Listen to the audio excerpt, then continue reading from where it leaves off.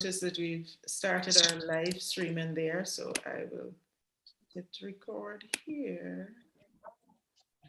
All right, so we are just about to get started on our last session of today. But by no means least, we want to talk about the future and I guess what education would look like. We've had very spirited discussions all day dealing with education from different perspectives. We had some lovely work on math this morning. We had to think about using math in different ways, and we were excited to have Dr. Blackman walk us through.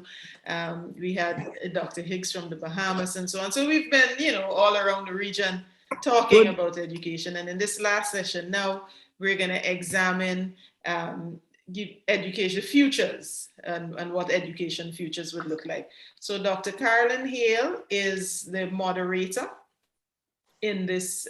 Is that how you say your name? Sorry, I might be saying it wrong because no, you're right. It's Hale? Carolyn. Okay, all right. I'm just looking at how it's spelled now and I'm like, oh my gosh.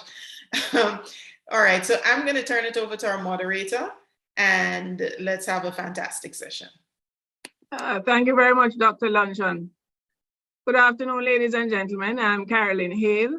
I am physically sitting in Kingston, Jamaica, in the warmth and sunshine. Welcome to all of you.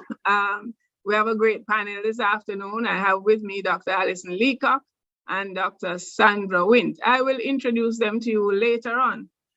Just a little bit about me. I have a small company called Etalon Global Solutions Limited, and we look at workforce innovations, specifically looking at efficiencies and effectiveness in the workplace. I have spent some time working at the University of West Indies. I ran Hart Trust National Training Agency in Jamaica and chaired the University Council of Jamaica, which is the accrediting body for and quality assurance body for higher education in Jamaica. So I know a little bit about these here parts in terms of education and training. And so I am looking forward to a very interesting conversation. Now, you will see that there are some new things and interesting things happening in the region. But I have a quote here, which I found very interesting. It's a quote from, it's attributed to the Yorubas. This goes as such. What we know of ourselves depends on what we think about ourselves and what we accept about ourselves. And that's very interesting because one of the things that we're going to be talking today about is things like design thinking, critical thinking, and how do we begin to shape the type of educators that we need to be able to shape the futures in the Caribbean. So at this point, I'd like to introduce Dr. Allison Leacock, but I'm going to introduce you, Allison, with a quote which links to what you are doing. Last week was very interesting because Dr. Claire Nelson, the mastermind behind this particular event, said something interesting to me. She said, half of development is mindset. And I was like, you're right. And now, when we look at Dr. Leacock and the work that Dr. Leacock is doing, you'll begin to see the significance of that mindset change and how we're working on it. And Barbados, of course, is doing the heavy lifting and doing the cutting edge work. And of course, we were happy to follow right behind you, Allison, and we're there to help you at every step of the way. So Dr. Allison Leacock is director of the National Transformation Initiative, chairman of the Barbados Broadcasting Authority, chairman International Institute of Communications, Small Island Nations Regulatory Forum, and chairman Barbados Youth Advanced Corp Training Committee, chairman of the Commerce School and independent media and human development consultant. Dr. Leacock has a wealth of experience. My first encounter with Allison was when she was a broadcaster at CBC years ago.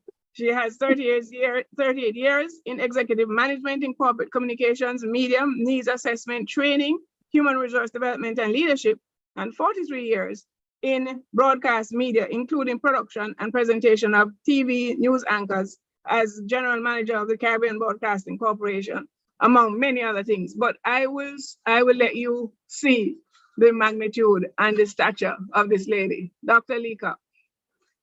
Thank you very much, Dr. Hill, for that very glowing introduction. I know about a lot of work. And certainly that's one of the things that I would like to share with everyone so that they can see basically the kind of transformation that we're embarking on. I have a few slides just to break up the chat, but basically we're going to be talking about the vision of our Prime Minister, who I suspect you all know, who envisaged this major transformation for Barbados first. And we are part of that transformation as an initiative. It is funded by the International Monetary Fund, but we focus on Strategy 4, which is about a comprehensive retraining of the Barbadian workforce, so we're all globally fit for purpose. In summary, this is our mission and our vision. I am not going to go through it too much, except that it is all encompassing and it does align with exactly what you quoted, which is the mindset change. So it isn't just about getting courses done, but it is that we are complete and we really do become STARB agents. You see the acronym, it is intended to be both a process and a person. Select, train, assess, review, and recognize. So we have STARB agents, we know many, and that is basically it. We started out with some Indigenous courses designed with best practice instructional design as well as multimedia design. And to date, the 8 courses that we launched in 2021 include these that are listed here. And over 18,000 Barbadians have signed up for it between May last year and this year. The flagship of all of those Indigenous courses is the citizenship course, which is also a favorite of the Prime Minister's, who has herself taken it. And really, she is asking every citizen to take this because it is about the mindset shift. It is about us becoming our best selves. It is about us understanding our national identity. There are just 6 modules. We focus on e-learning at this point, but there is some blended learning. But this particular course, 6 modules take 13 hours if I'm generous. I'm sure some of you can take it in a much shorter period of time.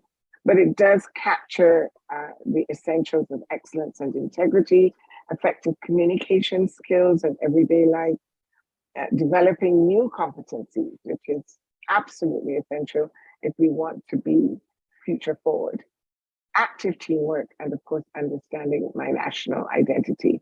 So that's certainly our flagship Indigenous course. But then the challenge for us to reach scale emerged in the middle of the lockdown of COVID and entered Coursera. And Coursera, as some of you may know, is a triangular operation that focuses, it's one of the largest MOOCs in the world. They have over 100 million registered learners. Barbados is one of their government partners. They do have Coursera for government, Coursera for campus, etc.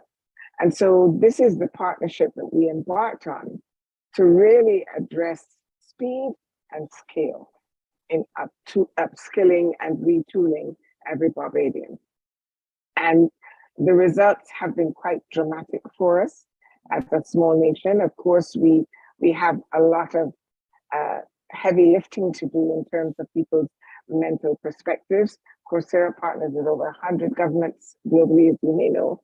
These are some of the universities that are involved, not all, as well as industry and big business companies, because that nexus between the actual qualifications and being equipped with competencies and skill sets for the future really are critical for the public and for those who are looking for work. But we launched on May 9th a 21st Century Educator Hub in partnership with our Ministry of Education, Technological and Vocational Training, as well as our Ergiston Teachers Training College and the IDB, along with Coursera. And within that 21st Century Hub, we focused on 3 broad areas identified in a survey done by the IDB with our teachers and our educators. in Barbados. And this is basically what we covered: digital teaching overall, socio-emotional learning, and inclusive leadership. These are three areas that I think, while they were unique to the Educators Hub, they actually represent where I think we all have to go as a region and as a people. And therefore, this is just a snapshot of some of the courses that are available. We launched this deliberately because during the Easter break is when most of the professional development programs are done. And we thought we would do this in very short order. We did this in a month in partnership with Coursera and Erdiston, so that the educators would have the opportunity to learn during that summer period. So these are some of the real issues emerging as a need. And as you heard in Dr. Hale's introduction, because I chair a secondary school, a lot of these issues emerge as things that we absolutely must focus on. And we have to create an environment that is non-threatening for those who are fearful of the technology and feel that somehow this approach to e-learning, which is really a flip of the traditional autocratic learning that many of us have come up with, where there is indeed learning taking place from the student and the teacher at the same time, that is win-win. It is not a usurping of anybody's authority. So I think some of the issues that we have can be addressed within that. That our partnership with Coursera allows us to also look at course authoring, and that includes guided projects, private assessments, standalone courses, as well as blended courses. And all of these are opportunities for us to really have our education cutting edge. There is the Coursera Classroom for Educators, and it looks at a range of issues, as you can see on the screen. I'm not going to go through them, but basically, there are these opportunities for us to customize our content and have them designed to meet our own needs. Our existing stackable learning content really spreads across these 4 areas. We have over 2,000 guided projects. They only take about an hour or 2 hours to do. Our over 5,000 courses in our phase 1. We just launched phase 2, and they're rolling that out. We're rolling that out now. That's usually about 1 to 8 weeks for most of our courses. And it really depends on how much time you dedicate to it. There's specializations where you master a skill, and that's usually between 2 to 6 months. And then, of course, we have the certificates overall, 2 to 9 months, that make you ready for all kinds of careers. In summary, this is the last slide. I like to leave you with how the platform works. It allows you as an administrator, which is what I am, to go in and assess where your learners are. So you capture the enrollments. In the last 28 days, we've had 1,300 enrollments. So our total enrollments to date, over 26,165 Barbadians. The learning hours, the lessons that have been taken. But this bit at the end is equally important from my perspective. It allows us to see what the learner has to say about the courses and whether the courses are meeting their needs, whether we need to tweak them, whether they're just not cutting it for them. So this comment is instructive. It does admit that the course was very technical based on the course that was done, but it was enjoyable. And for me, that's important because we are trying to shift the mindset that all learning is tedious. And therefore, I'm always thrilled when I hear that something is enjoyable. So I'll pause there and leave room for our further discussion.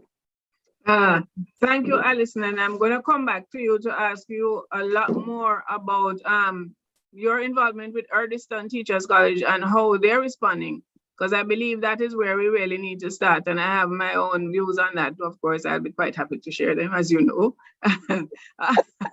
Yes. And earlier, I did hear Dr. Luncheon mention that they spent a lot of time this morning talking about mathematics.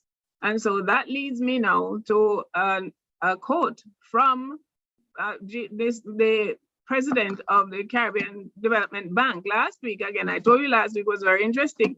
And he said that what's happening in the region is that we are having an implementation deficit, that we're masters of solving problems, or at least not solving the problems, but identifying problems, and we'll go round and round and round for years on the same issue, but never come up with a solution, which leads me now to the introduction of Dr. Sandra Wint, who has spent a lot of time doing some very interesting things in her lifetime. And Dr. Wint is a science and technology specialist with expertise combining scientific and management training in science and technology policy, innovation system, aquaculture, sustainable development, and capacity building.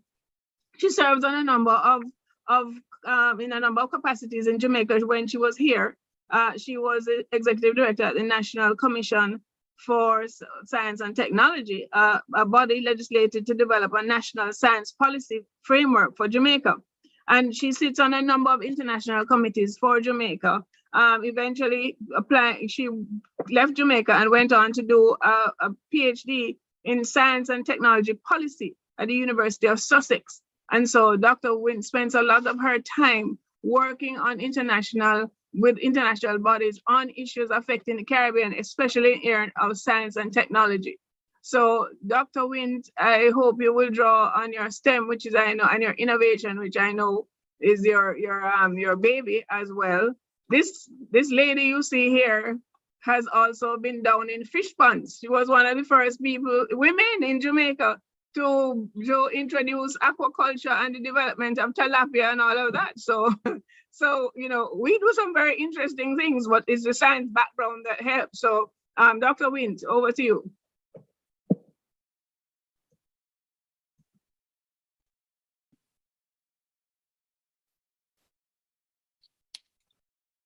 Thank you very much, Dr. Hale.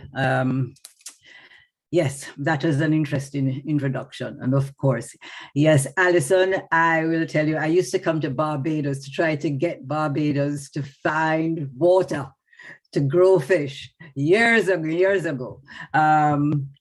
Yeah, so it's been a long road, but I have done some interesting things, yes. And I think as a result of that, I have developed a broad perspective on science and what science can do for society and how we need to embrace it and not be afraid of it. When one thinks of science, I'm sure everybody, somebody whose face just takes on that look and the eyes glaze over and it's like, oh, it's not my language. And I think we have to work to get that mindset put aside, because science is a part of us. And more, we're going to realize that even without realizing it, we live because of science. And as you mentioned, the whole discussion about mathematics, for example, that's very important because a lot of science is underpinned by mathematics. And if you don't understand the basics of mathematics, it's not that we're talking about calculus and higher mathematics, which even to a scientist like myself is Greek, but nonetheless, I can appreciate it. The fact of the matter is that our lives,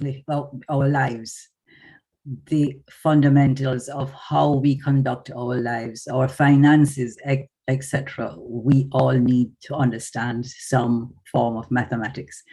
And we are in an era now wherein we are learning that science is galloping apace. We have a very complicated life. We are having to grapple with all kinds of newfangled technologies, genetics, automation, for example, smart technologies, renewable energy, artificial intelligence, robotics, quantum computing, the Internet of Things, space technologies, quantum computing, new farming systems, etc. When you think of things like aquaponics, aquaculture, hydroponics, aeroponics, these are all new and emerging technologies that they're just rolling off the conveyor belt. And there are many more to come. We have to learn the language. We have to understand that this is here to stay. We are part and parcel of this. But to make matters worse, the rate at which new scientific discoveries are being added and the range and emerging technologies that are emanating from these discoveries and the multiplicity of innovations that are being rolled out to the public, it's overwhelming, even to people like me who understand and talk about new and emerging technologies all the time. You can't really keep up. But for the average person, what does this mean? It's simply this. We have to have an educational foundation grounded in scientific principles. Not everybody is going to become a PhD in chemistry or physics or whatever. That's not what I'm talking about. I mean that we all have, and as a result of that, I'm saying, forget the people who come and speak to you in very complicated terminologies. I'm talking about a foundation that gives you a broad understanding of your place on the planet, your responsibilities as a human being, how you need to navigate, what you need to understand, how you need to operate in the workplace. And that is very important.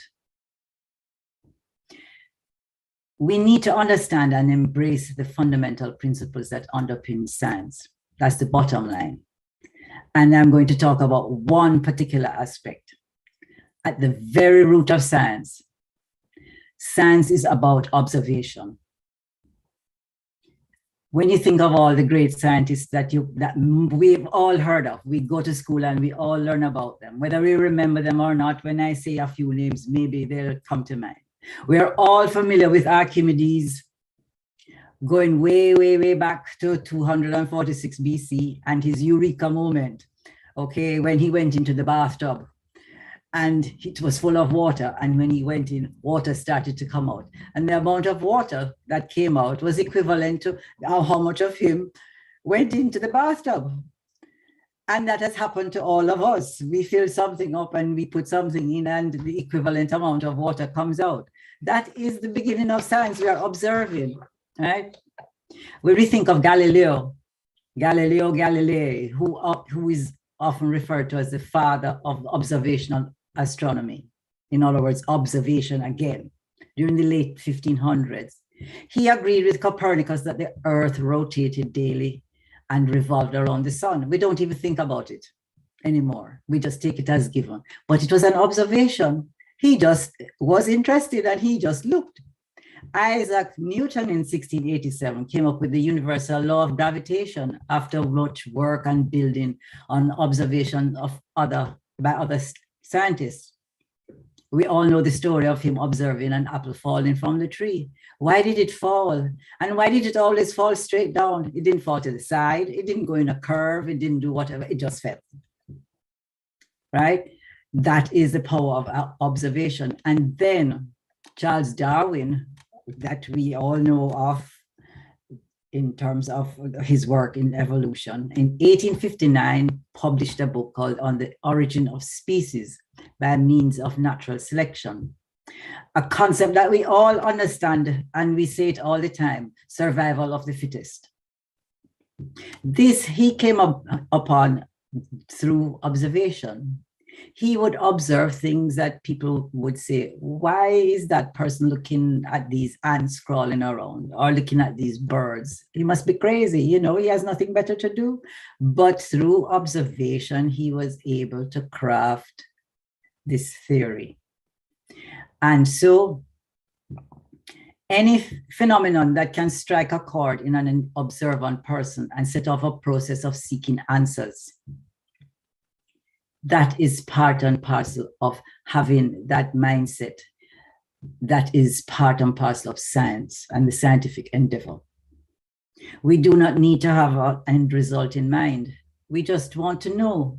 Personally, I like to know things, not because I may be able to make money from it or that it has a purpose. I just like to know, just because it's there. And that is part of science.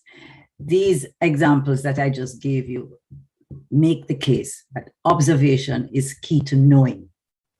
As human beings, we are hardwired to be curious. We are born curious. We observe through seeing, smelling, tasting, touching, hearing. These are the 5 basic senses. And of course, we have to add things like spatial awareness and balance, because we have to navigate our physical space. We begin to use our senses from birth. We are curious from we are born, long before we can say mama and dada. Then, of course, the brain trips in to start trying to make sense of all these simulations. We all know, those of us who are parents know the dreaded day when we hear, why? What is that?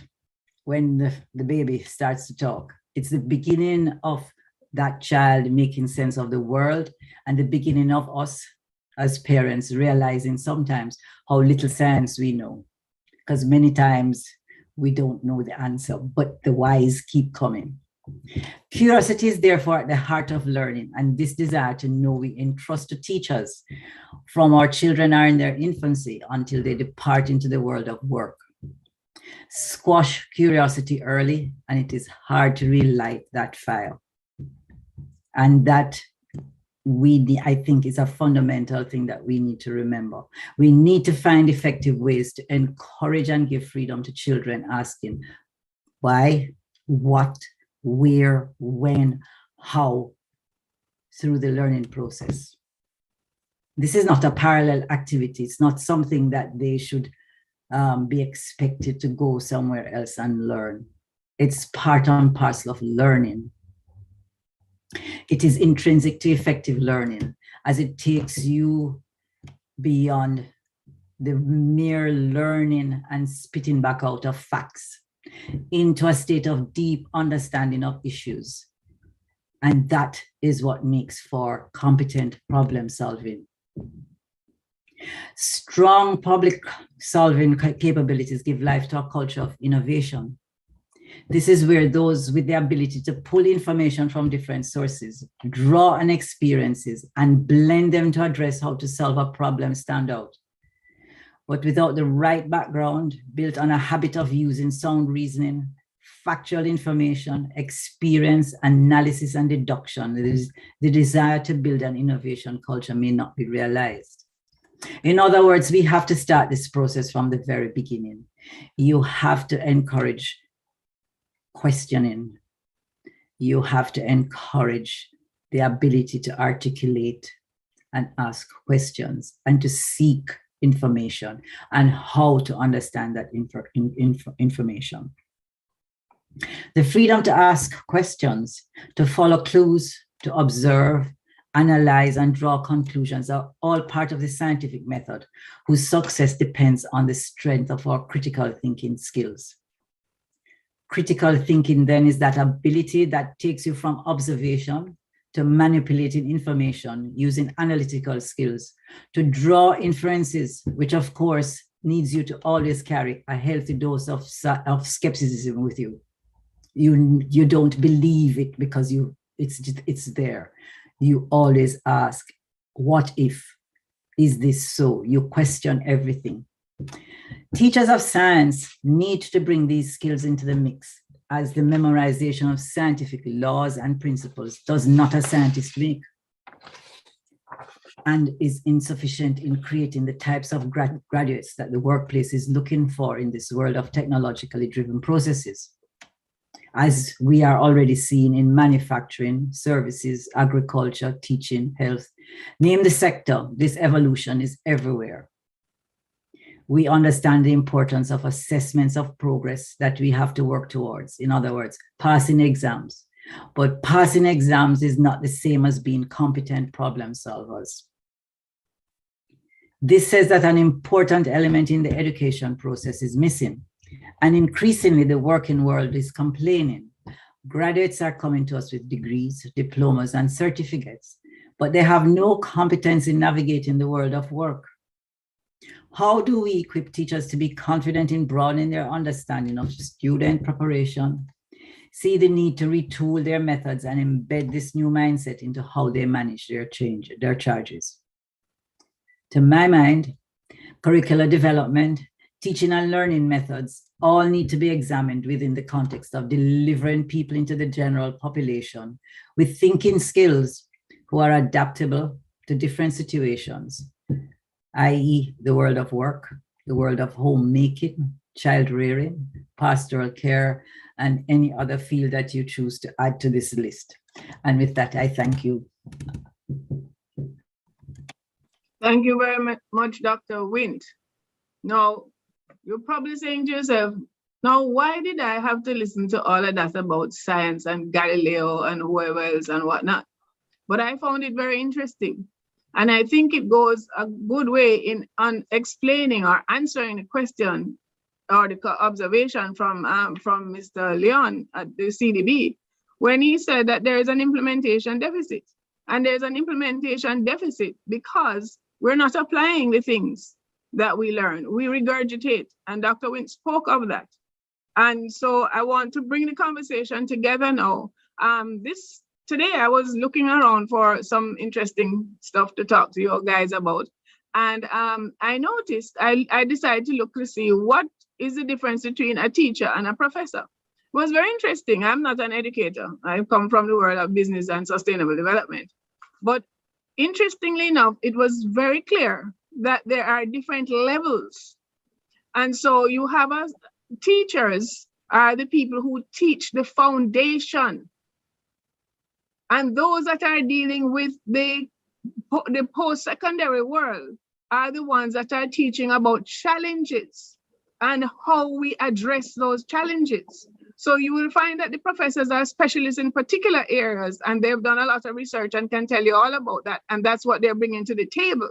But the foundation piece and addressing the issues that Dr. Wint just spoke of, so that you are learning at various ages according to your ability to absorb, but with also increasing the intensity of the learning.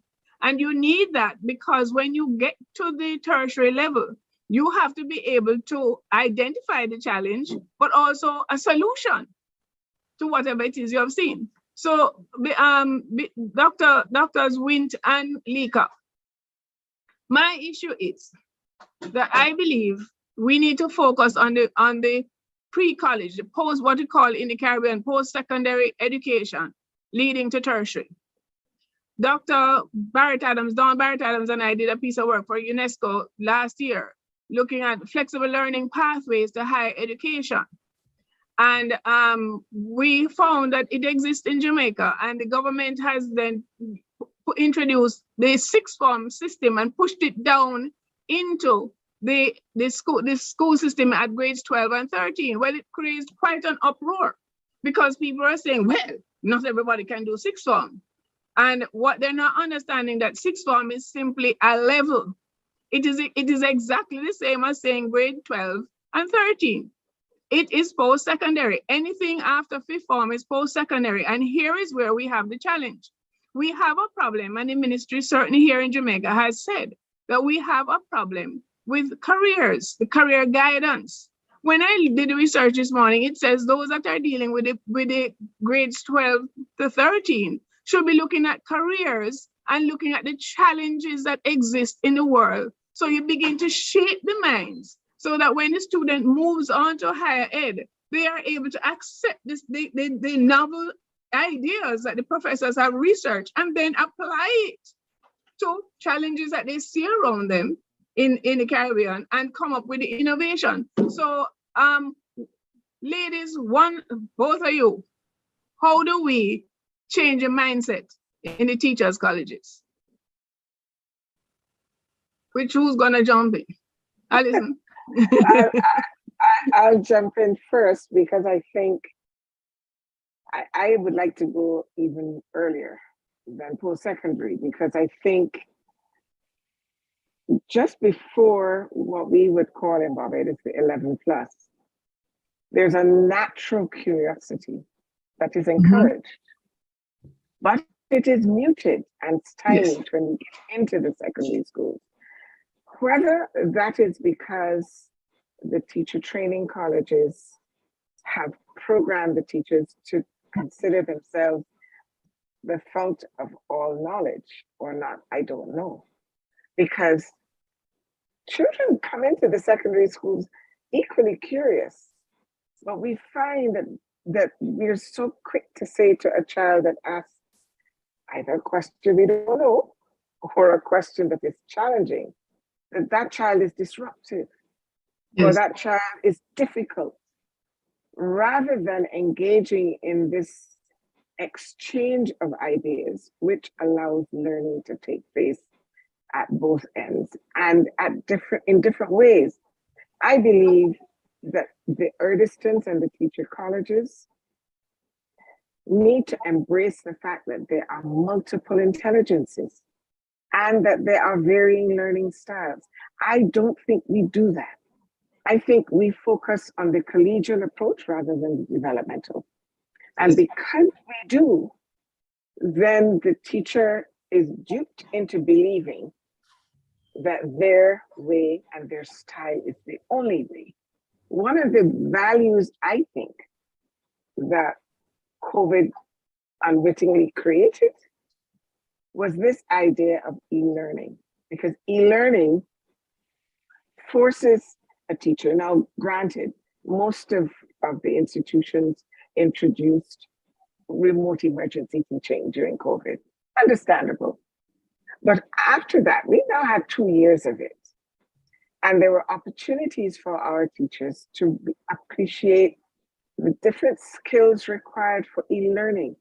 Those are skills that actually have double advantage in face-to-face as well.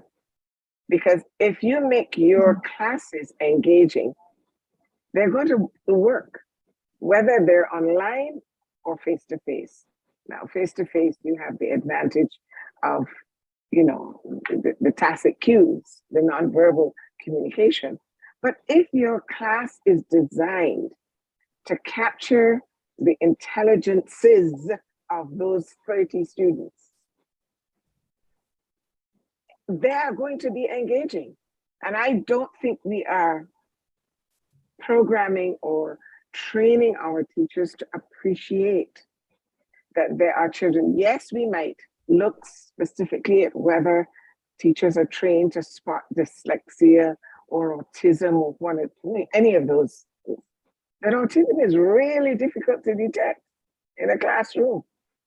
It manifests differently depending on where the child might be on the autism spectrum. So I think what we really should be allowing our teachers to do is to get comfortable in themselves so that a challenge from a child doesn't make them feel threatened and try to squeeze that child into this linear way of learning, because everybody doesn't. I hate to see an Excel spreadsheet. I prefer PowerPoint, but the reverse is also true. So if I make my class all Excel or all PowerPoint, I'm losing my students. So I believe that our curriculum for the training colleges ought to reflect the reality of today. So where we took 26 steps and we felt working harder made us better, COVID showed us that the 26 steps could have been done in 6, and we didn't really lose much. We were just busier, but we didn't lose anything. So I believe that we have to get to the point where we embrace the dynamism, relax a little bit in going with the flow. I know that doesn't work for us. We want insurance policies with every step of the way. But I think that the whole approach to teaching and learning needs to be more symbiotic and less autocratic and less pushing out the information and drawing students in. I'll pause there because I could talk forever.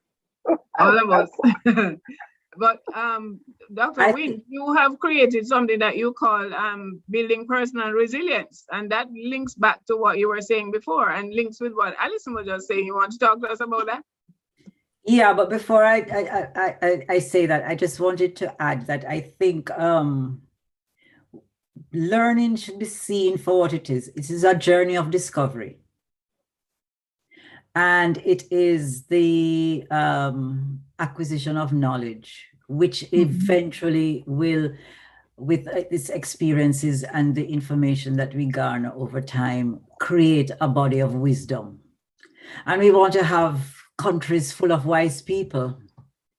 But if we, no, well, that's how we get ahead, right? And there are different types of wisdoms, I suppose you could call it that, and we acquire different types as we go along. But I think that we have to encourage our teachers to understand that, as you said, Allison, people have different learning styles. They learn at different pace and at in different ways, etc. And part of what they're doing is facilitating this process. It is not about just ticking the boxes of having the results. I have 90% passes, therefore I have educated. No, you have not. You have put them on a conveyor belt and you have sent them through. It does not mean that they are fit for purpose. And fit for purpose does not necessarily mean just the world of work. Fit for purpose meaning being the best human being that they can be. Making the best decisions that they can personally. And that brings me to my issue of my take on personal resilience. It is about building the capabilities within a person to enable them to weather whatever storm may come their way, but it enables them to be flexible. It enables them to be able to draw on the appropriate set of tools to make informed decisions that's in their best interest. And that takes time, and it takes building a solid foundation of information and abilities. You must be able to find the right sets of information that you need, that you acquire. Find the right people who can help you and inform you to make the best choices. For example, I'd say, for example, take Dr. Hale's platform and her individual, her IDP.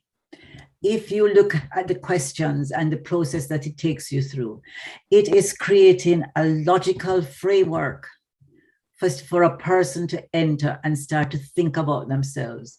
What about them?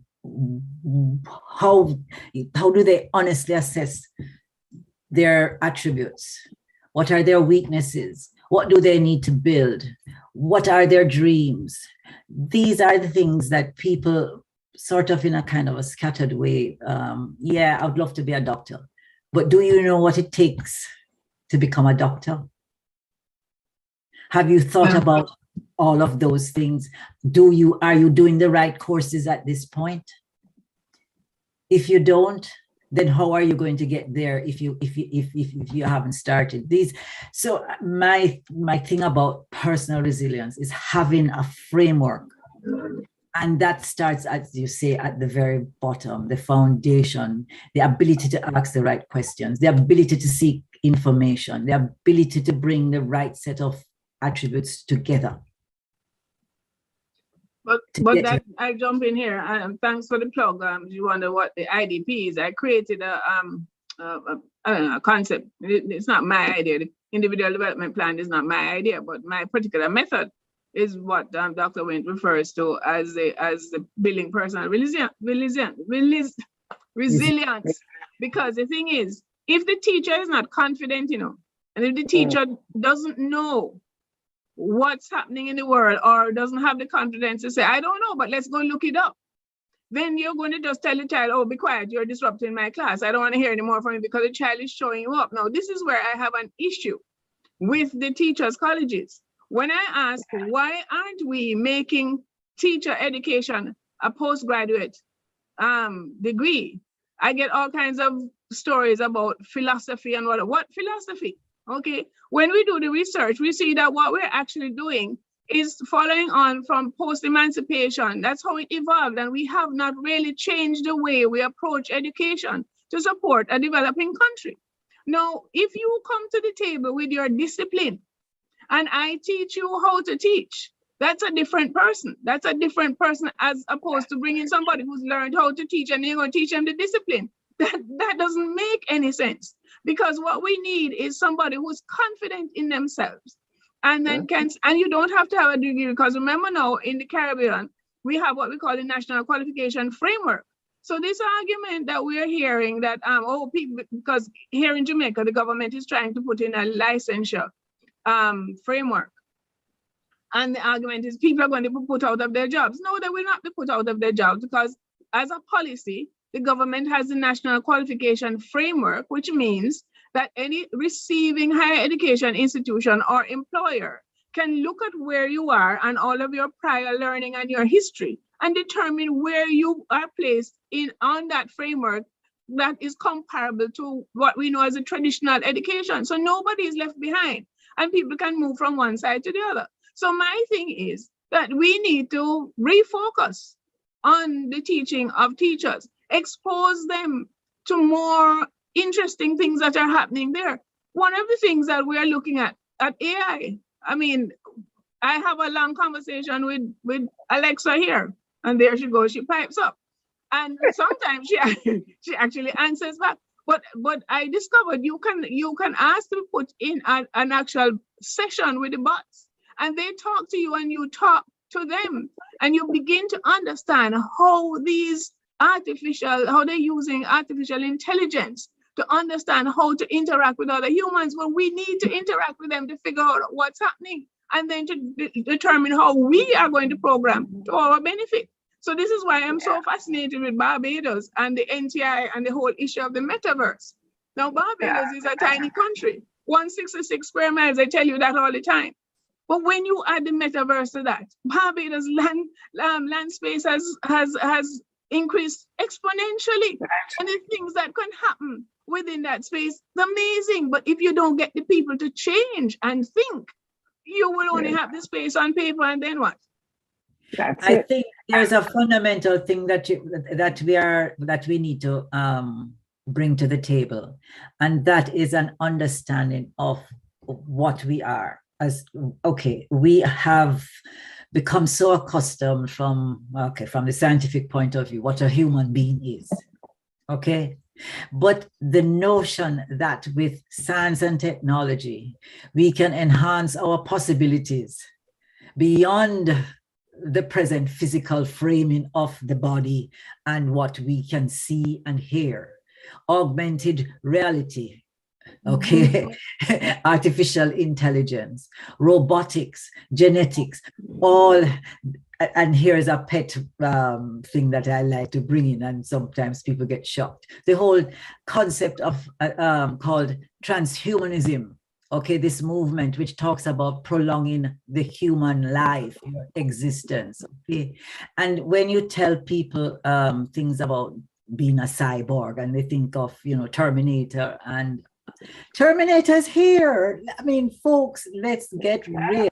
Cochlear implants, stents in your heart, your hip transplant, you are being bits and pieces. When the pig heart and the pig bits become more attuned and we stop rejecting it so much, and they become parts that we replace, then we are becoming composites of working parts that help us to live.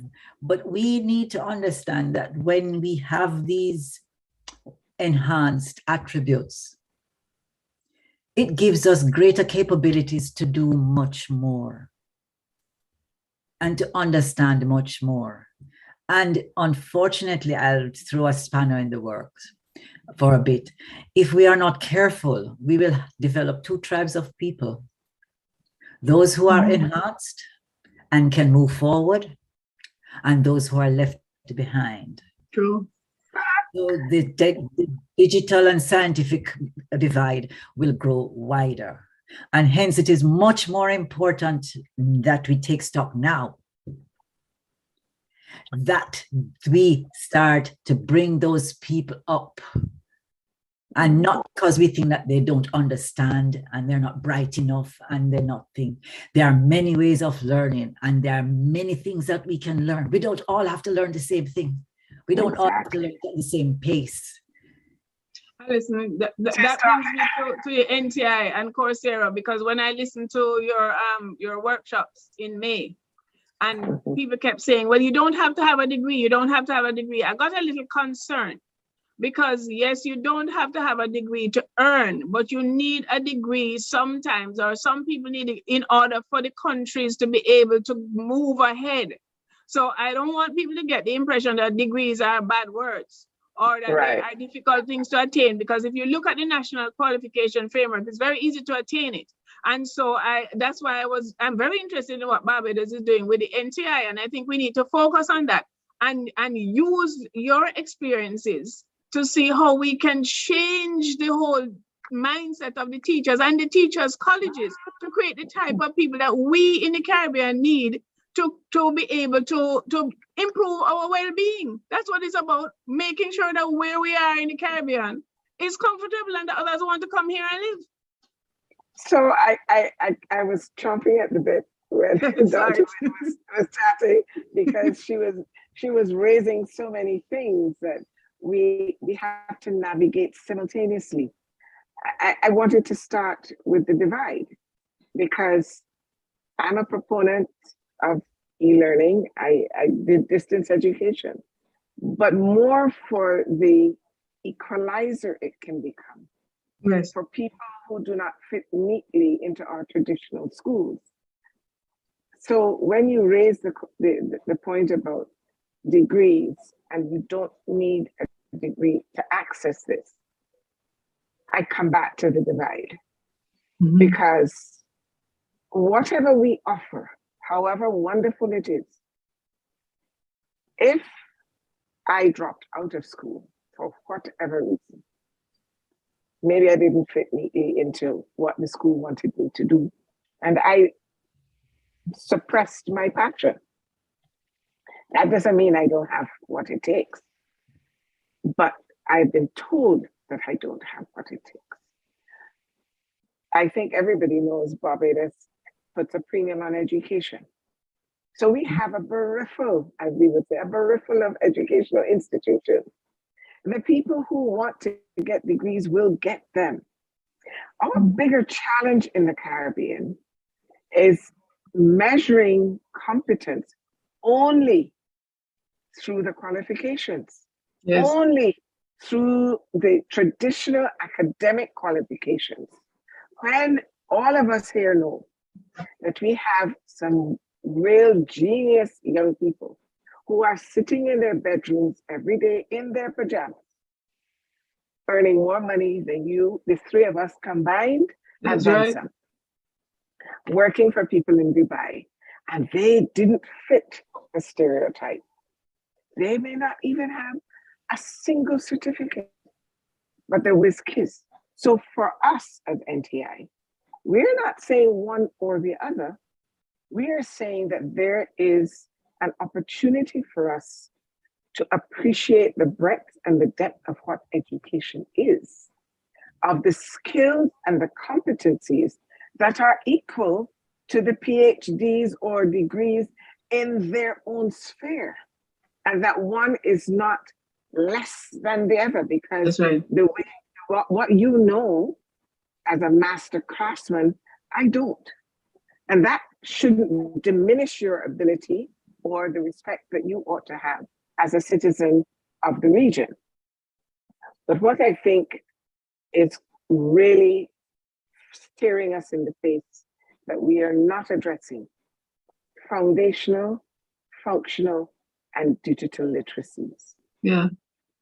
If those gaps exist, it doesn't matter whether the rest of the world is talking about 6G We haven't touched 5G yet in the region. None of it matters. It doesn't matter if we have the best designed courses. If when I go to the platform or I walk into that room, I feel inadequate because I have a deficiency in my foundational skills. And if we don't confront that, this divide is going to get wider, because those who have it will gobble up all of the courses that are available. And what we have to find a way to do is to balance our appreciation for scholarly excellence with the skills that make our citizens unique in the world, and elevate those skills to a level of certification, if you will, which I know we're working towards, you know, the world of work, the skills development, etc.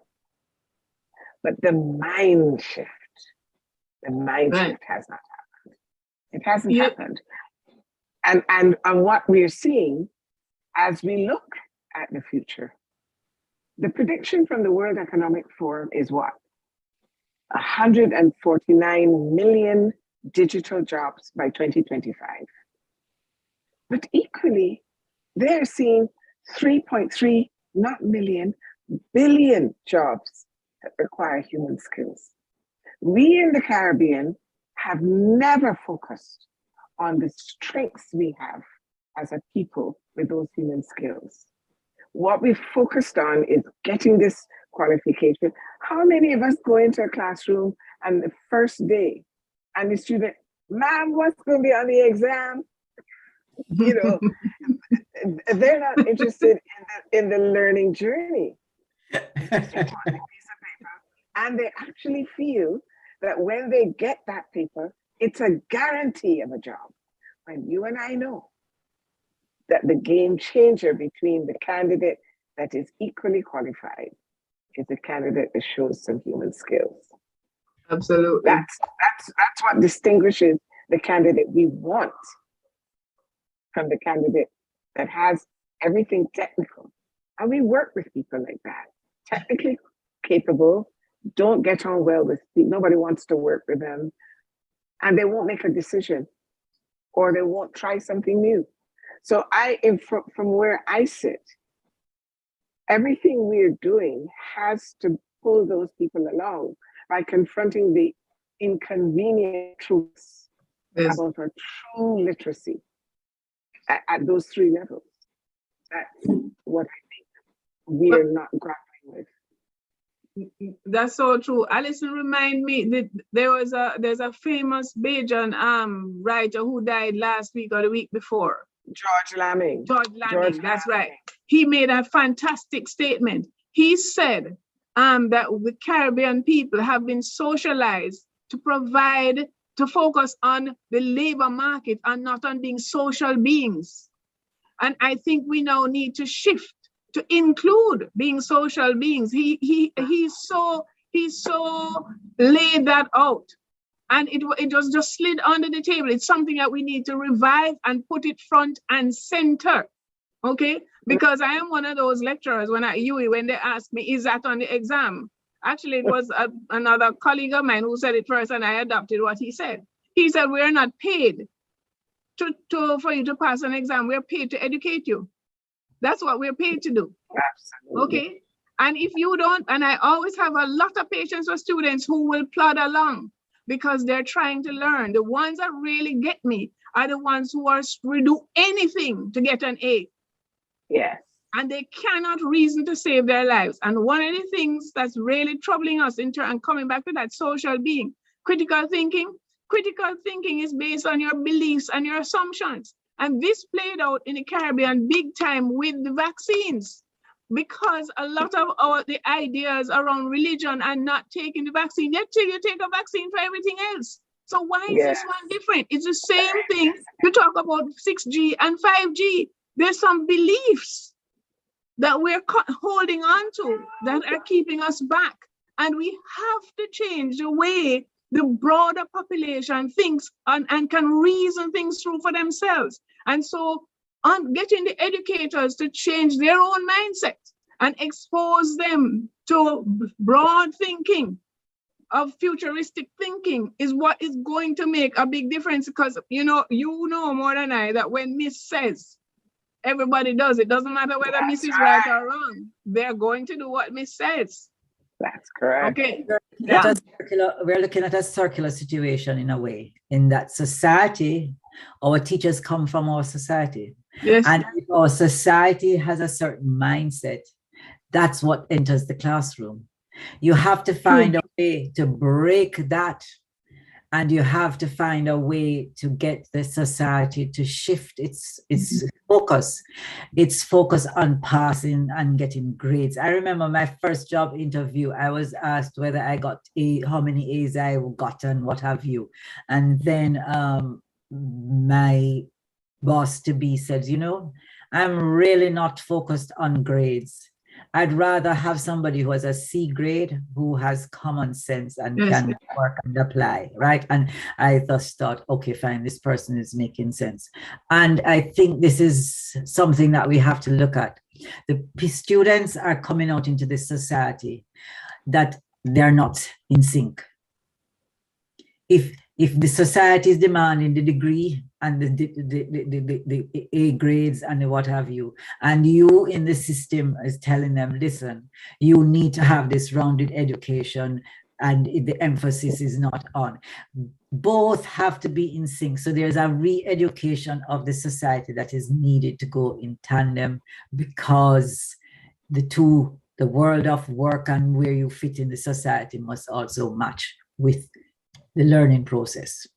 Remember when I began, I talked about the post-sec, the pre-college, post-secondary, because in the whole teacher training milieu, they teach for various levels, but they need to understand what is required at each level. And what the research was saying this morning is that the foundational levels, remember I said it gets increasingly complicated or more complex, until you get to the level where you're going to be looking at the careers and the challenges in society. So we have to educate the teachers to work with that same ladder and that same kind of structure, so that when the people exit and come in to higher ed, they are able to look across and say, oh, I see where this fits and where this connects. Again, this is something that does not sit well with our psyche as Caribbean people. We don't like to collaborate. But in this world, you have to collaborate if you're going to get ahead, and you have to integrate. So for me, the national qualification framework really is a leveler, because it doesn't matter whether you said that you're sitting in your bed in pajamas doing working for Dubai. When you come to the table against to interview against somebody else who is coming out with 5 cape or whatever they're coming with to tell you that they have, the guy who has been sitting in there, he's gonna whiz through that interview and get the job far more easily. And when you look at that national qualification framework and see where he sits and stacks up against the capes or against his degrees, you say, but they're comparable. So I see where they fit. They both fit. Not one is better than the other. So we really need this the mindset change is crucial. So any other thoughts on this, ladies? In terms of where are you going next with Coursera, Allison? Well, I think one of the things that we're looking at is having curated hubs that really respond to specific needs. We have thousands of courses, and that's good in theory, but they need to be targeted. For a lot of people, even people who are intrinsically motivated, it's overwhelming. And so one of the things that we're revisiting is how they're curated and presented on the site, where without limiting people, because what we don't want is for people to get into silos. But at the same time, we understand that if my interest is in this area, I want to be able to go and see what is there. And yes, I might be curious, and we might be able to tease you and say, here are some other courses that you may not have thought of, because it's important for us that we are not training people for what they need now, but for the future. everything we do is driven by that. And as I say, we're not trying to replicate a community college or a UWI or Samuel Jackman Prescott Institute or a BIMAP. We want to be offering something that does not currently exist in a way that is non-threatening, is enjoyable, and challenges the status quo of our perceptions about what education is and what the experience is like if I decide to upgrade my own skills and have a completely new experience. And I want to do it in my time. So there are a couple of things that our system does that's, again, not usual for us. This idea of, gotcha. Yeah, I knew you couldn't pass that. I'm going to set this test to see how much you can get right. Our courses are designed for, if you complete a quiz and you get 84% and you would like to get 99 or 100, you go back and redo it. Yes. And you solidify your learning in that process. It's not about, and the advantage of it is, as we would say, you don't need to feel dumpsy. You don't need to feel that, somebody is going to know that you went back. It's just a matter of you strengthening what you've learned. And therefore, when you do get that certificate, you really do have the mastery of the information. So we are doing that, but we are also looking at developing academies, career academies, leadership academies. So I wanted to jump in, Carolyn and Sandra, when you were talking about this whole question of how we re-engineer people's thinking and who comes into the career path. This mapping, which you have been, really refreshing in underscoring its value, is what is missing overall. So people are saying, I want to be, maybe because my brother was, my father was. It's not really their passion. It's not necessarily even something that they have this deep-seated understanding of at their core. It's just, well, lawyers make a lot of money, so I'm going to be a lawyer so that I can get designer things. I mean, it is that transactional for some. And so the transformation that we are charged with achieving is more than that. It has to be. And it has to be about understanding the cultural nuances of why we do what we do, which takes time. But, we talk about emancipation a lot, but are we? Yeah. Are we? And if we are, then we could see the value and the power of equipping ourselves in a way that we make our own decisions and we don't always have to follow, but we can lead. And that we can lead not by being president or prime minister, but we can lead in our own sphere. We can lead at home, in our communities, in our churches, and so on. Where it then, has this exponential domino effect across the country. And really and truly, when we look around, 10 years' time, behavior change has taken place. Yeah. Without that, we are not going to really achieve what we want to achieve. We will be ticking more boxes. So I come back now to your major point on the mapping and who is required for that. And I would challenge our private sector in particular and our business communities to move from the transactional perspective with employees to recognize that there are other ways of utilizing it. So we have Yale and Harvard and these other universities who are working with Coursera and who work very closely with the World Economic Forum and are championing now this matter of skill sets for competencies and the micro certification and the stackable qualifications. The stackable qualifications embrace a learner that learns differently. And it also allows a business to say, well, you know, this particular course has 4 modules, but the work we do really only utilizes the skill sets in the first 2. So if the person has completed the first 2 modules, and this is what this particular institution needs, then there is a sense of accomplishment. You hope that having achieved those 2 and that micro certification, that they say, shucks, I've done the 2, let me do all 4. And you build on that. So there are ways that the future is also going. It does not remove, because let me be clear, I do not want any engineer or any doctor doing any short course. Thank you very much for their qualifications. So but there's room for all.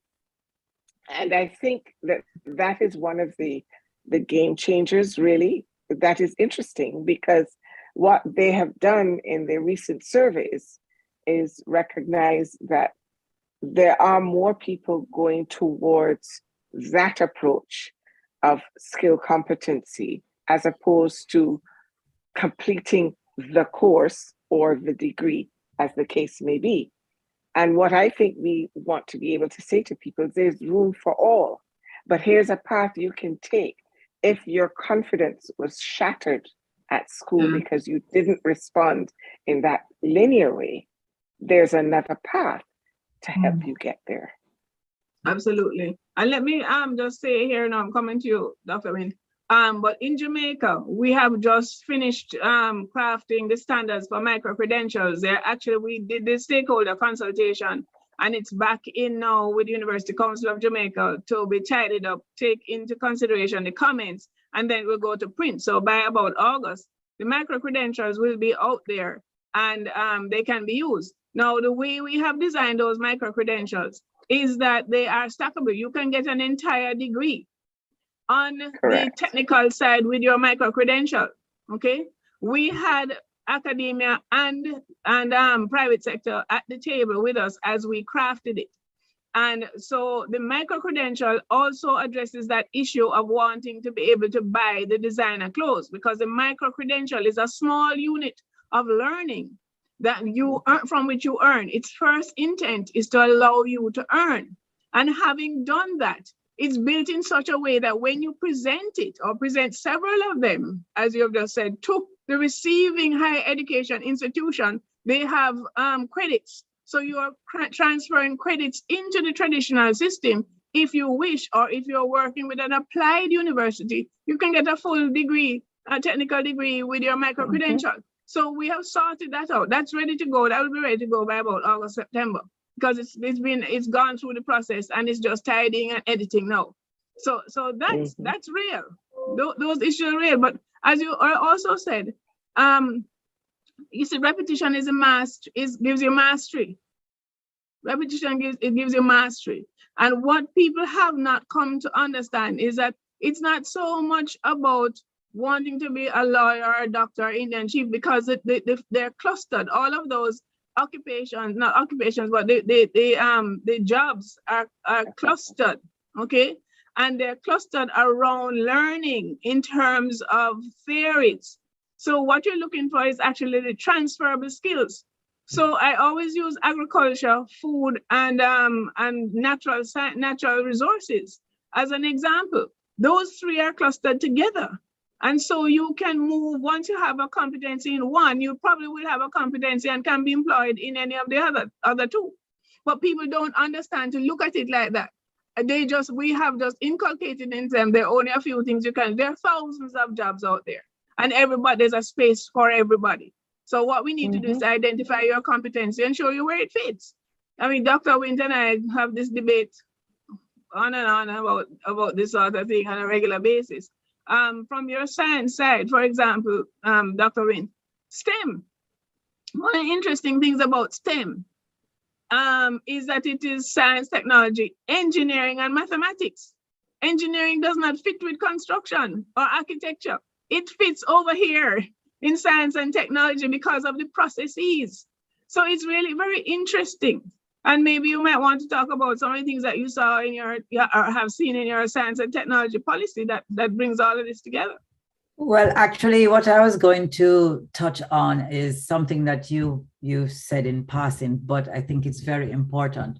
We learn, and Allison mentioned it earlier too, the whole issue of silos.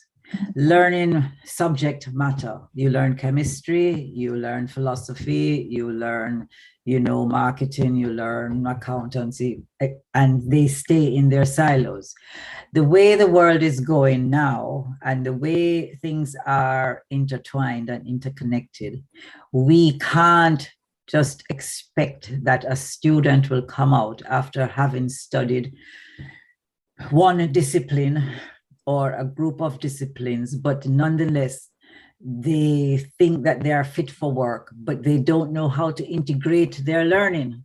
They don't know how to apply the various aspects of the different subjects that they have learned to solve a problem.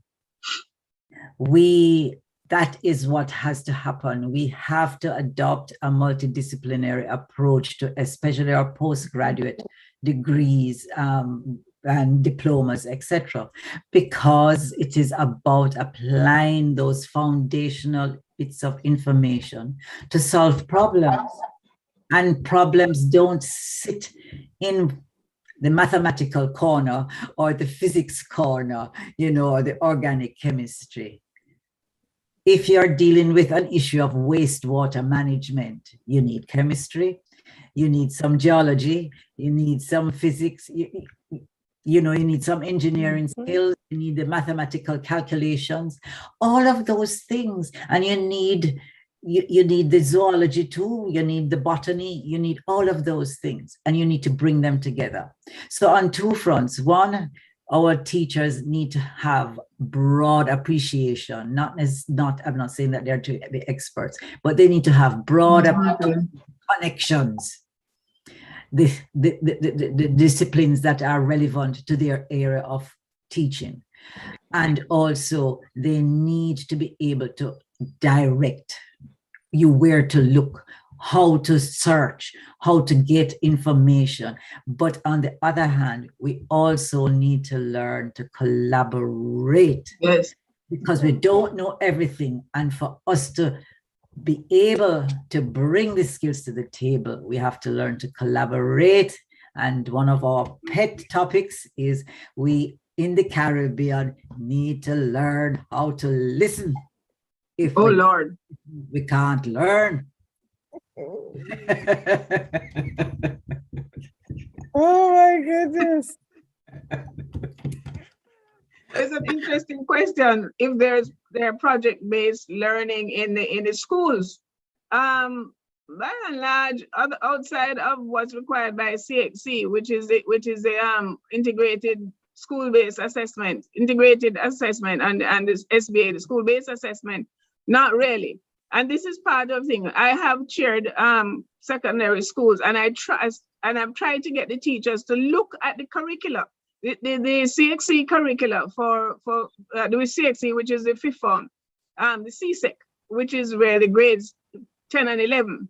Even if you look at the CAPE, which is grade 12 and 13, if you look at the subjects, they are integrated. So if you come together and you team teach, you pull the lesson plans together as a team, you can cover the topics and have more time to go into the field to do interesting things.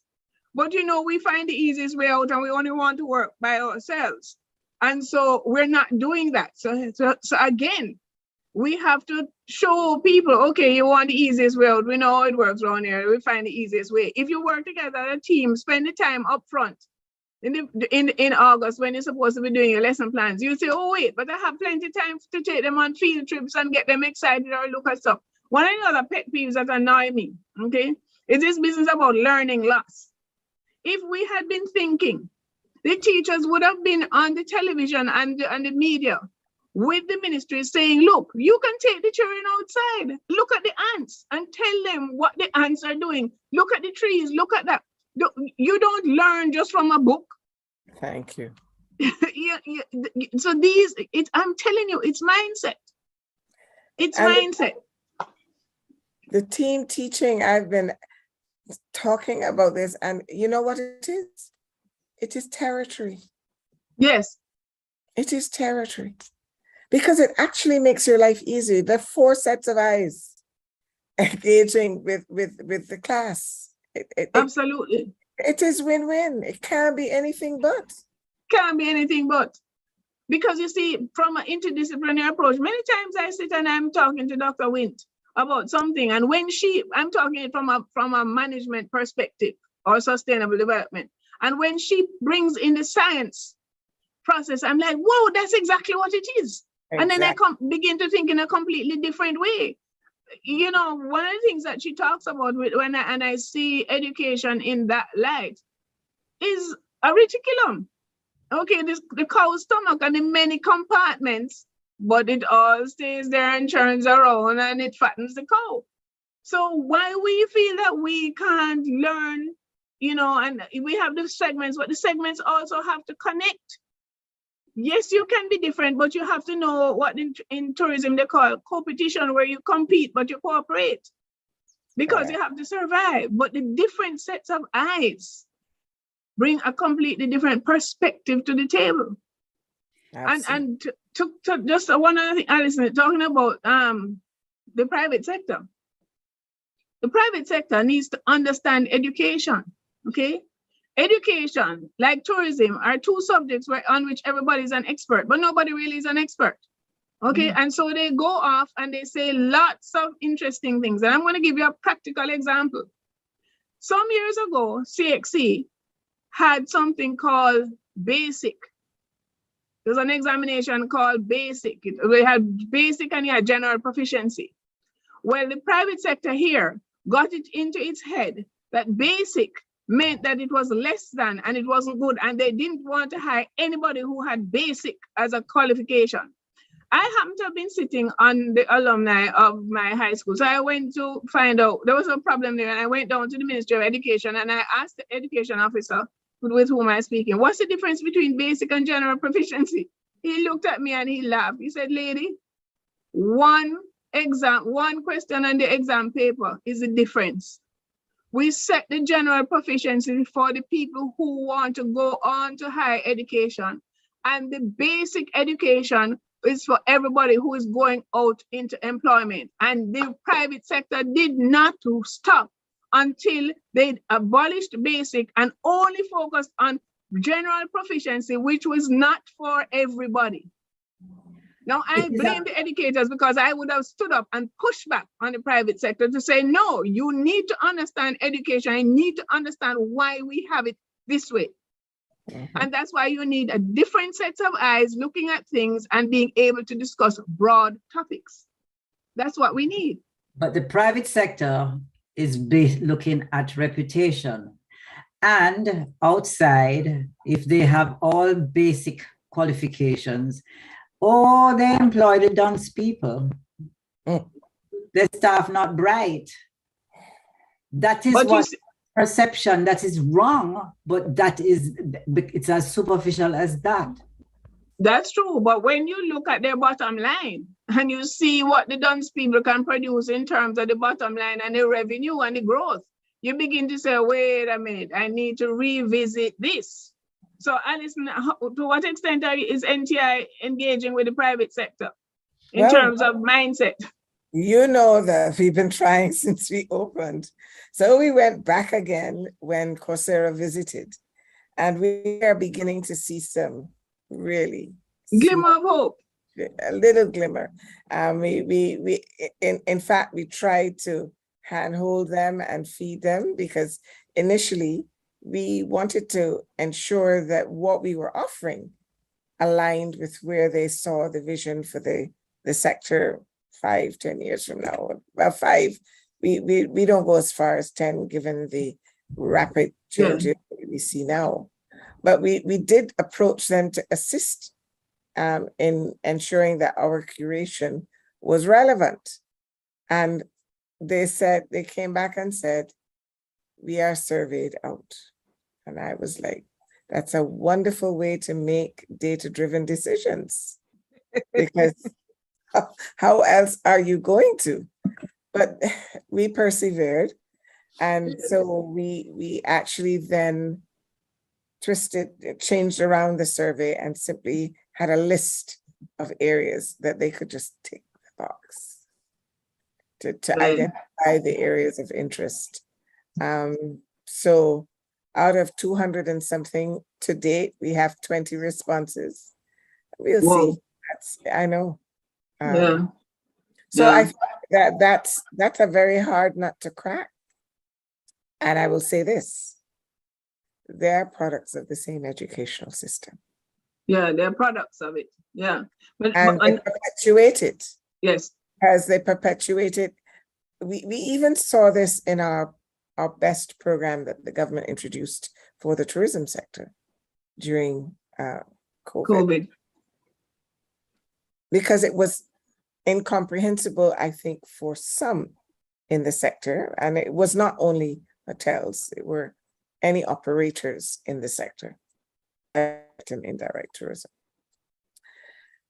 And what I saw was this incredulity that people would be coming to work, not to work during the lockdown, but to be trained. It's like, and if for whatever is required, you know, for them to attend the training, if maybe we were reopening and there were some visitors coming in, they were ready to pull them from that training. Mm-hmm. Because for them, the training was an intrusion rather than an asset. Yeah. And so this is the mindset, though, in many companies. It's not unique to that sector because it's about a pound of flesh I am paying you. So that mindset also has to change, where you are really partners in the success of anything, and the people that with whom you're working are as important. I mean, if you're the CEO and you're driving in and driving past the guard and driving past the receptionist and driving past the person who is cleaning the corridor, you have a problem. We can't get excellent service from anyone if they feel undervalued in an organization. Absolutely. You can't get it. Absolutely. So that mind shift about training, about, you know, retooling, about personal development days, you know, continuous professional development. These are things that are equally difficult to convey to leaders. Let me not call them leaders, because leaders would understand that. For managers and those in positions of authority of organizations. So I think these are things that are steeped in our socialization, and we can't extract them by sector. They're in us as people. Exactly. And so we have to confront that if we want to shift. A lot of what we are trying to do is behavior change. Yes. Talk about the technical ability and the courses, and some people will do them. I want to get the course. So you will talk about training and you talk about doing something about communication skills. Yeah, but I mean the real training. That's what they think. And they don't see that communication and how you do it is equally a problem as the technical skill.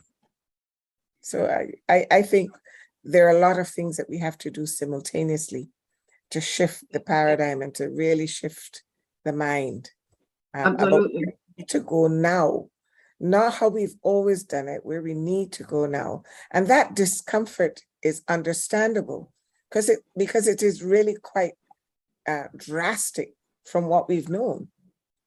There's a learning that has to take place as well in each of us. And only if you spend a lot of time in self-reflection are you willing enough to admit that there's some scariness about it because of the pace and the unknown. Right. But let me jump in. There's some questions here that somebody is asking, and I'll come back to you. If who has to do the citizenship training in Barbados? If it's everybody. And then I come back to the other question. It is open for everybody. What I didn't say is that while the government has invested in NTI and Coursera, the courses are all free.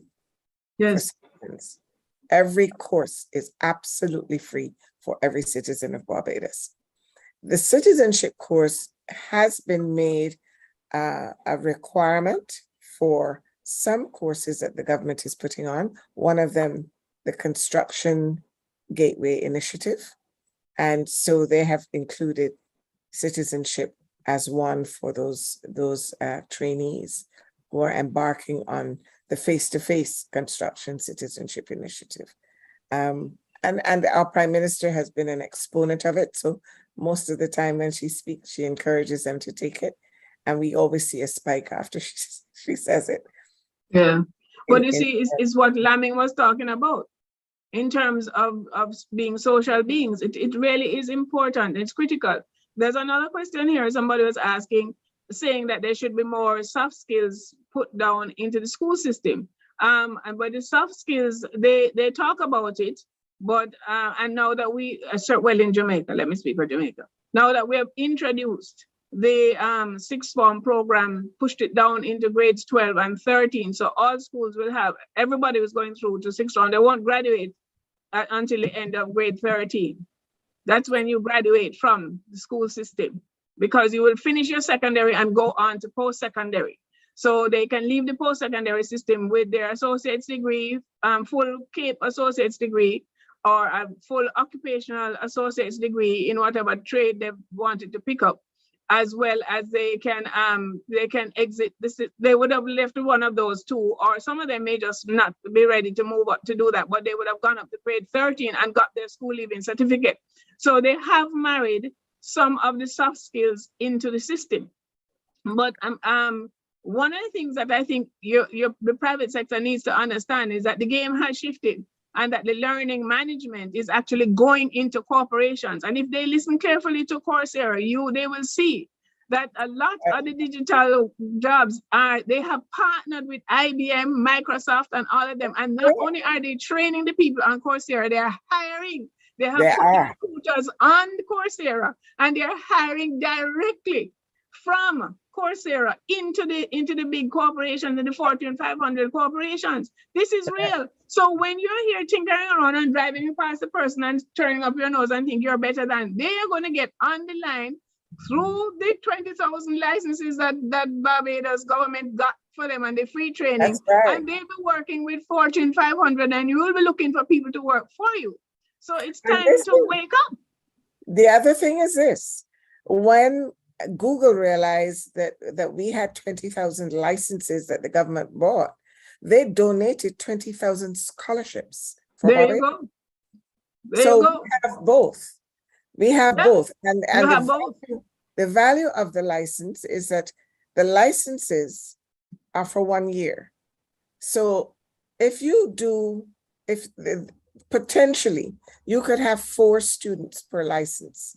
There you go. Did courses that were 3 months.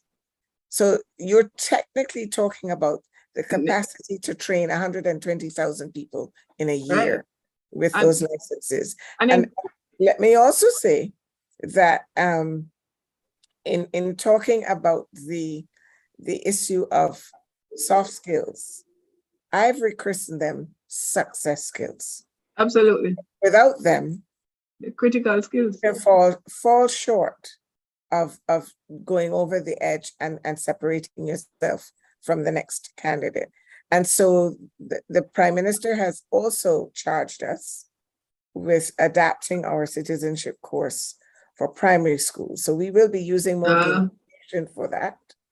Awesome. Obviously, that's one of the value added dimensions for primary school e-learning, as well as the secondary schools. So brilliant. We are on the treadmill. You know, I gotta give you a job, Allison. After 2 years, you've trained all of Barbados. So look here. So the rest of the Caribbean, you see what is happening. Barbados is going to outstrip us. And then you're going to say, how did that happen? Well, you were sleeping while they were working. Now, Dr. Wint is sitting in the UK. It's somehow in the midnight, wherever you are, right? But what's happening there? I see them trying to catch up with us because we don't believe in the region that we have done very well in education, and training compared to the rest of the world. But I can talk about it because I was part of the team that did the research for Jamaica. So I was in there with we were with the other 7 countries, including Finland and Malaysia. So we know where we sit. But certainly in the UK, I see them trying to struggle to catch up with us. Dr. Wint, what's happening over there? One would not think that the great United Kingdom would have such a variety of educational outcomes or inputs, whatever you want to call them, the whole shebang. The bottom line is that they are not being effective. And the same issues that we're discussing in the Caribbean is the same issues that they face. And part and parcel of this discussion is that we need to develop a new vocabulary to describe what we do. Because the prejudices of the past still haunt us.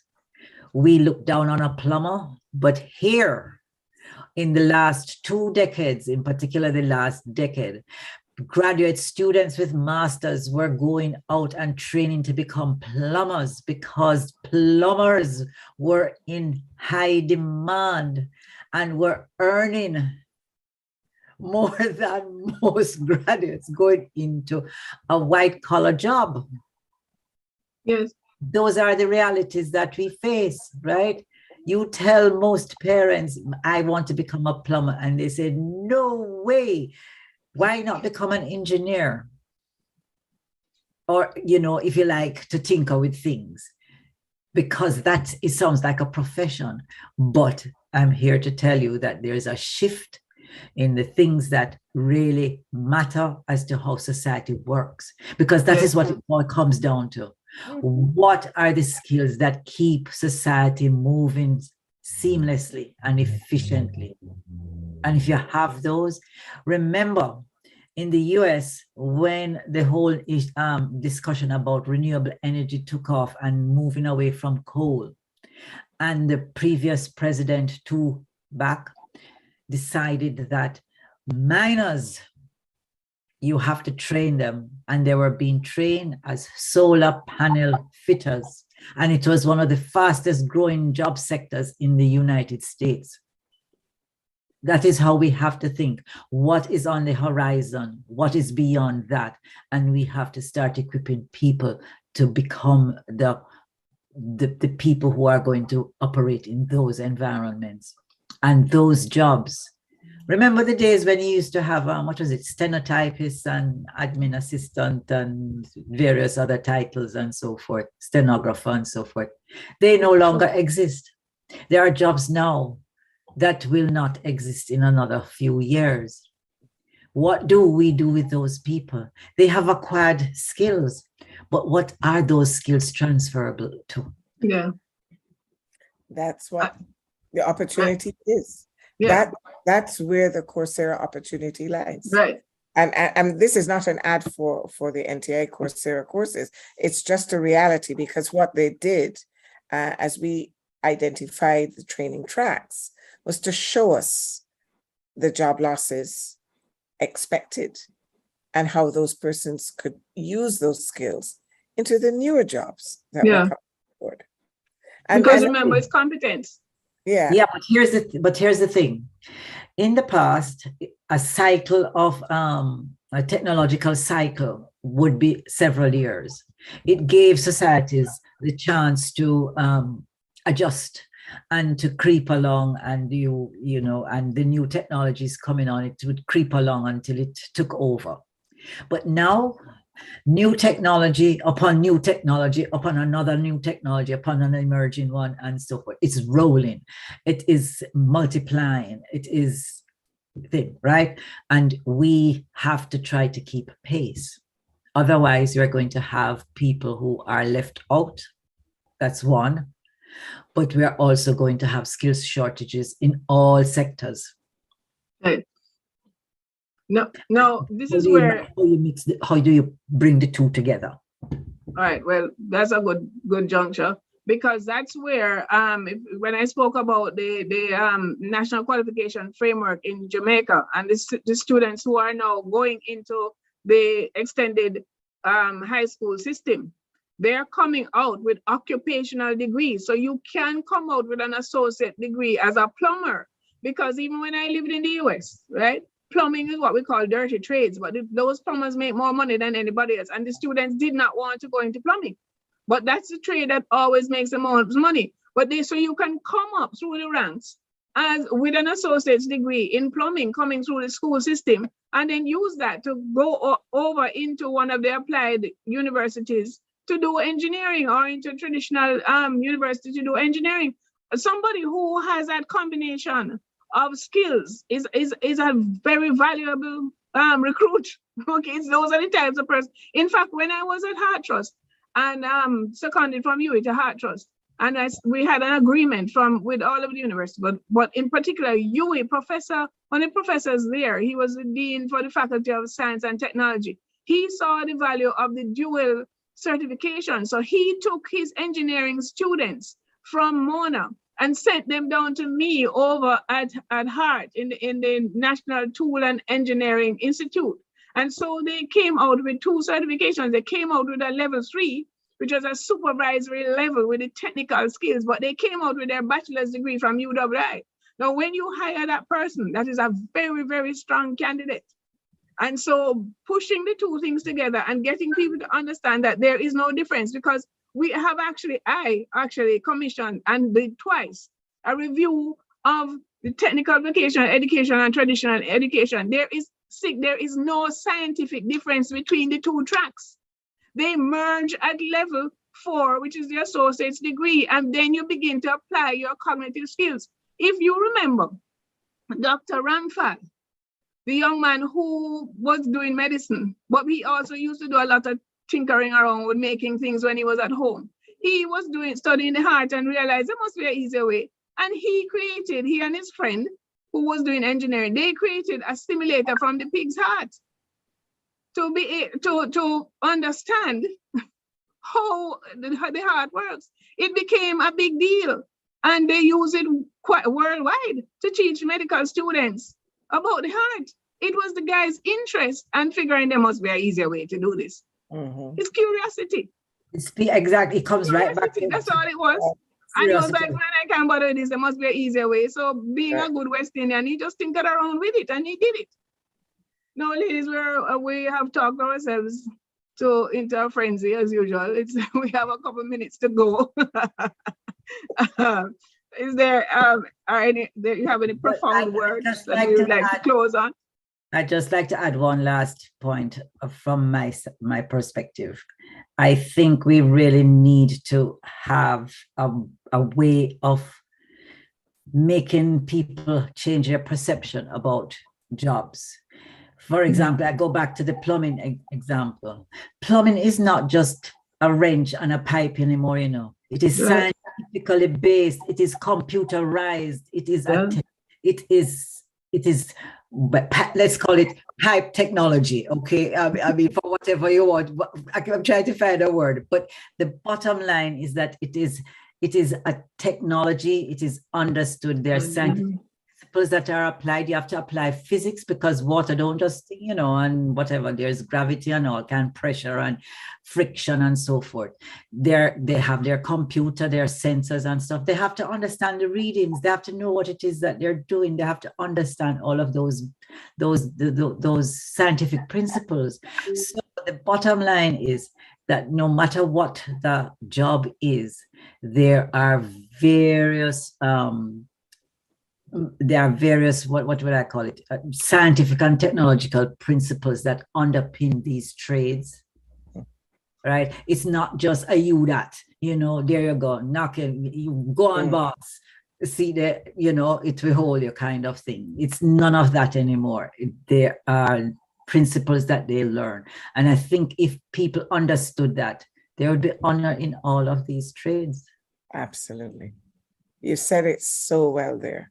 Because I do believe that. And I think that is one of the vestiges of our colonial history, and that is why those who climbed out don't want anybody to catch up, because it took them so long to feel valued in that way, that this idea of sort of bringing up everybody and ensuring that it is a level operation, it's no, I work too hard for this, for you to catch me. I want to have that same kind of divide.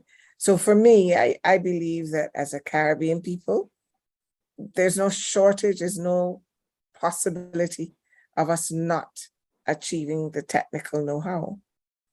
I think if we do not face the reality of all of these things that appear nebulous and touchy-feely, if we don't address the core of who we are and understanding our identity, we will continue to pull against each other and be crabs in the Caribbean barrel, instead of recognizing the tremendous power that these islands collectively and territories collectively could have if we relaxed into our core a little bit and understood, what we could do together, appreciating the divergence of views and recognizing that that divergence is actually the strength, as opposed to trying to control everything in one direction, because that's as much control as we can have.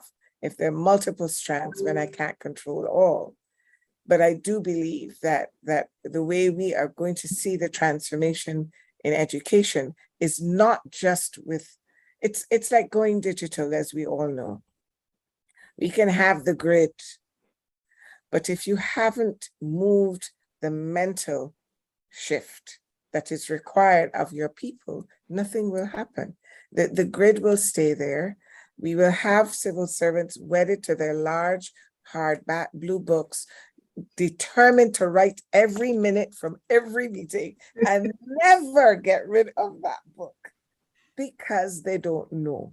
So what we have to do is to say to them, it's okay to be afraid. It's okay. There's another way.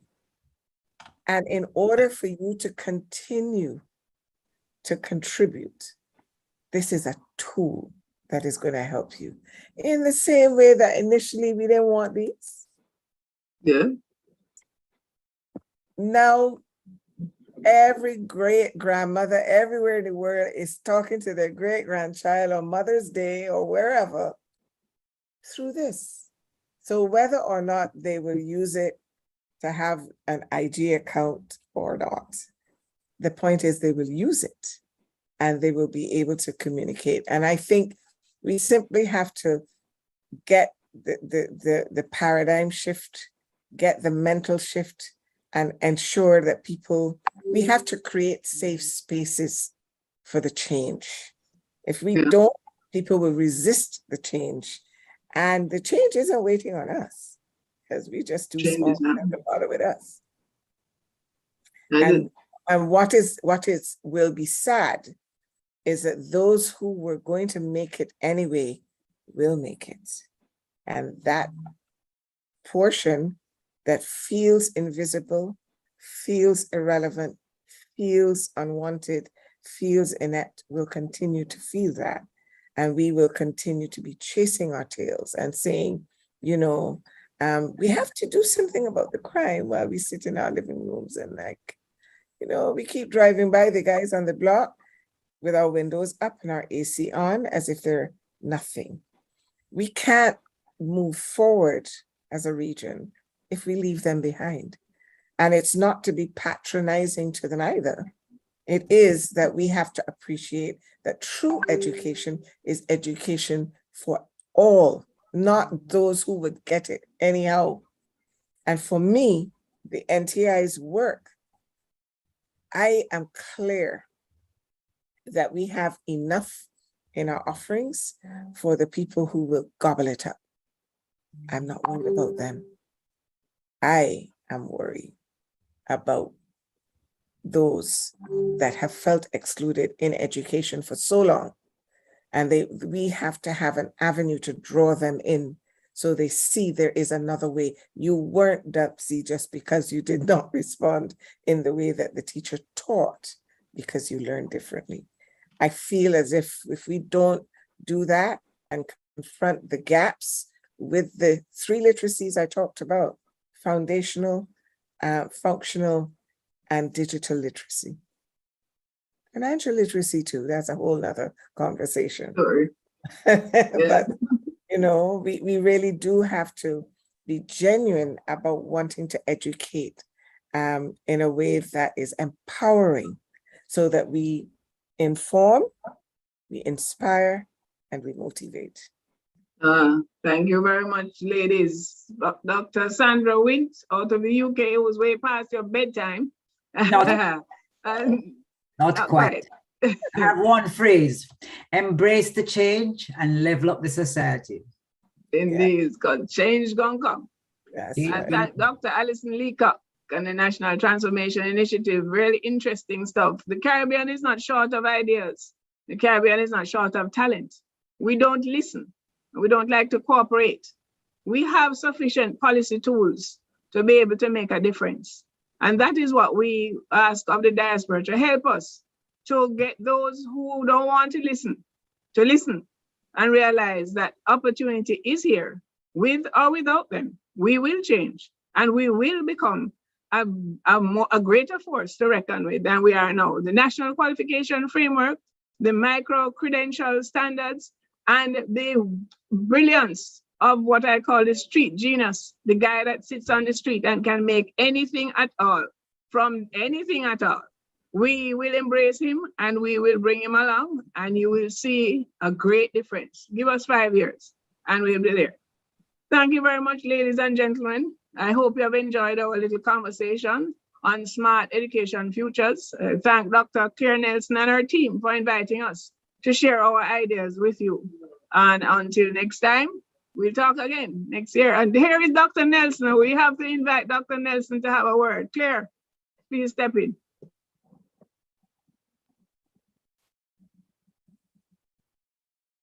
Can you empower Dr. Nelson? You're please? muted, Dr. Nelson. Claire, you're muted. Here, I am here, I'm here. I was going to have Dr. Mala say something because she was here throughout it. I was, Yes, she was on the other side of the world doing 2 things at the same time. But I had to come back on because this issue is so fundamental to our future, growth.